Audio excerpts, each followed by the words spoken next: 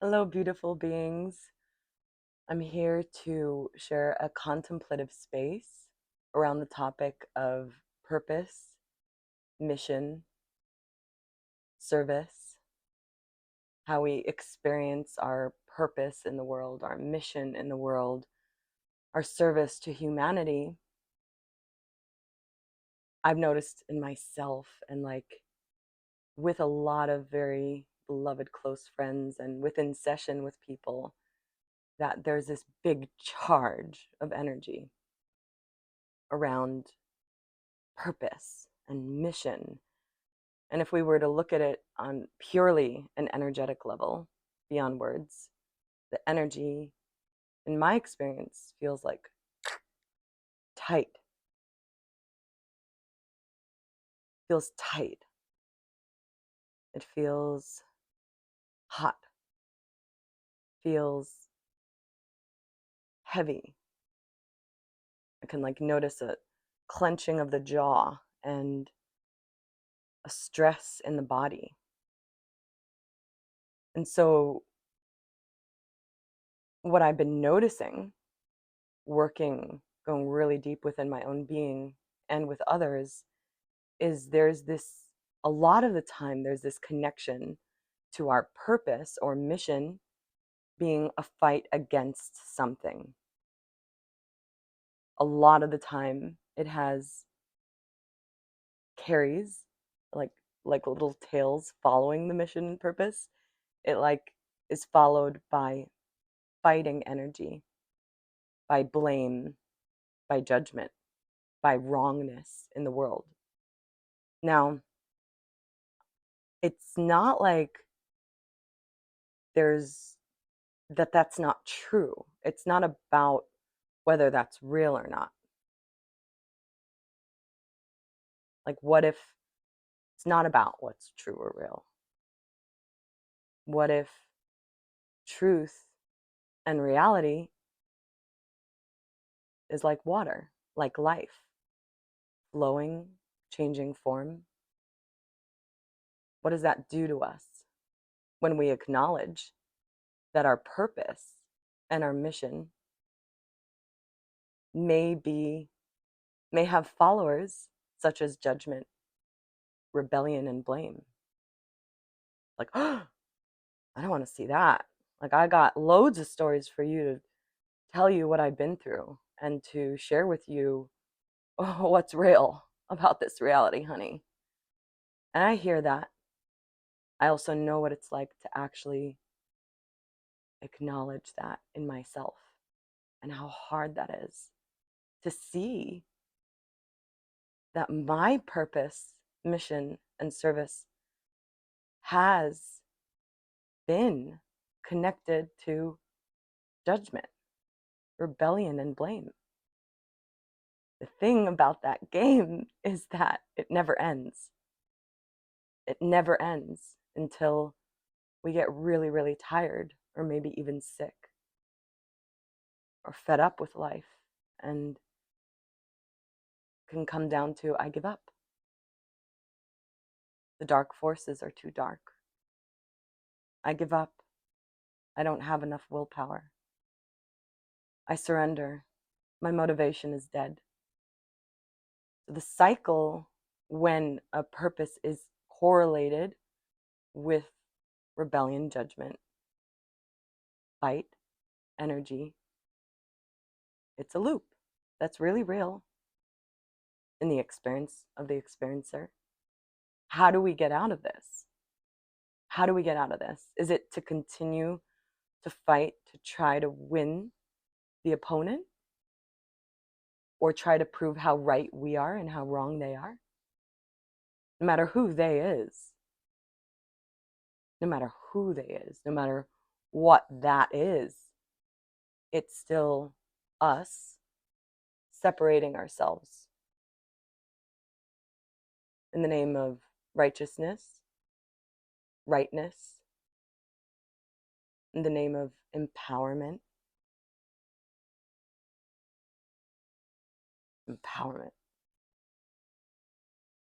It's hard to see. It's kind of like a balloon being popped, and then one can feel like, Don't you dare take away my meaning.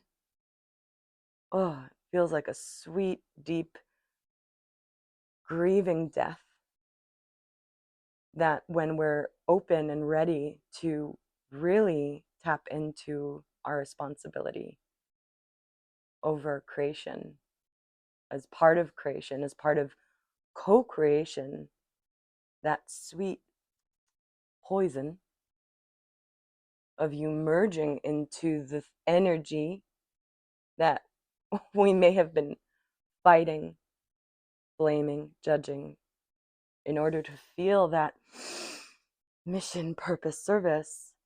It merges into us as we digest and become one with it. A lot of compassion arises, empathy, pure grief, and true power, not empowerment. I'm doing this from my empowerment. That's weakness. If one needs to empower themselves, therefore they're weak in their experience. Power, if I were to feel truly powerful, I'd be pretty calm about it. Wouldn't I? Wouldn't you? So can we really tune into our responsibility, our ability to respond? Now the mind might think, oh, this crazy trying to bypass what's happening in the world. And you can comment like that if you like. I've gotten those before, and what if you can tune into the energetics beyond your mind brain and to tune in what this feels like in your heart brain? It's a different operating system. Because the way we're evolving together into co-creation and oneness isn't with this, it's with this. The unlinear, illogical, vibrational, sensation-based reality. So what does this make you feel, being tuned into this contemplation? Can you feel it?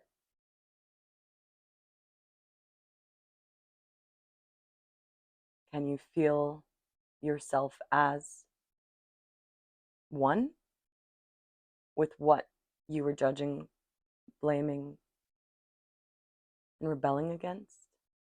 Can you acknowledge, can we acknowledge the benefits that we were getting out of that? Oh, I was getting validation. I was getting money. I was getting a reason to wake up in the morning, maybe. What are your reasons? If you are in a fight, if you are in a war, what are you getting out of it? Whatever that is, we don't need to rest there.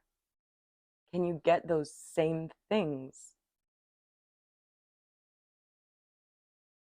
without a fight, without blame, and without judgment? If I get power or validation, purpose from those things, can I receive that and have that in its purest form? Because things aren't things. Like purpose isn't just one thing. Purpose is a word that we think we all have the same meaning to. But there's a pure form of these words and energetics. And it's up to us to slow down and to life review while we still have bodies in this physical dimension. So we can remember this earth plane as a beautiful place to be without needing to die and then witness of like, oh, what could have been. what we could have seen when we had physical eyes? Is it possible for us to have a life review together as though we died? So this is the contemplative space. With love, my energy stays with me. My perspectives stay with me. And yours stay with you. Because you are you, I am me. That's why life is fun. So, if you resonate with this frequency, let me know. Comment, like, subscribe. Kind of riding this wave. Today is my 39th birthday. And so I'm gifting myself the gift of allowing to follow my rhythm of expression and inspiration moment to moment. So this video, I kind of dropped everything. I'm like, oh, I'm really inspired to make this video now. And it feels so good. It feels so good. It feels life-giving. So there we go. We'll be sharing more.